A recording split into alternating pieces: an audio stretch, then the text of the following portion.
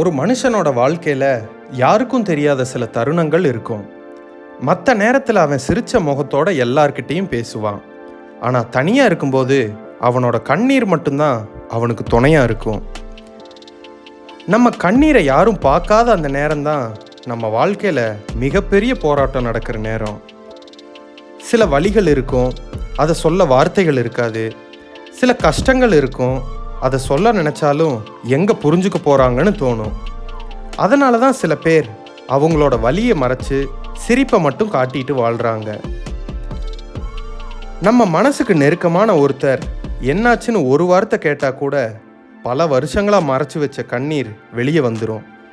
ஏன்னா சில நேரம் நமக்கு தீர்வு வேண்டாம், நம்ம வலியை கேட்க ஒரு மனசு மட்டும் போதும். இந்த உலகத்தில் பல பேர் அவங்களோட பிரச்சனையை யாருக்கும் தெரியாமல் சமாளிக்கிறாங்க. குடும்பத்துக்காக, நண்பர்களுக்காக, அவங்களோட கனவுகளுக்காக. அவங்க உடஞ்சி போனாலும் மற்றவங்களுக்கு தைரியமாக இருக்கிறாங்க. ஆனால் உண்மை என்னன்னா, தைரியமான மனிதர்களுக்கும் சில நேரம் அழுக தேவைப்படும். அழுகிறது பலவீனம் இல்லை, நம்ம மனசுக்குள்ளே இருக்கிற வலியை வெளியேற்றுறது. சில இரவுகள் இல்லைன்னா சில தனிமை மட்டும் சாட்சி சொல்லும். யாரும் இல்லாத அமைதியான நேரத்தில் நம்ம கண்கள்ல இருந்து விழுற கண்ணீர் நம்ம கடந்து வந்த பாதையோட கதையை சொல்லும். எத்தனை பேருக்கு உதவி செஞ்சோம், எத்தனை பேருக்காக நம்மளையவே மறந்தோம்.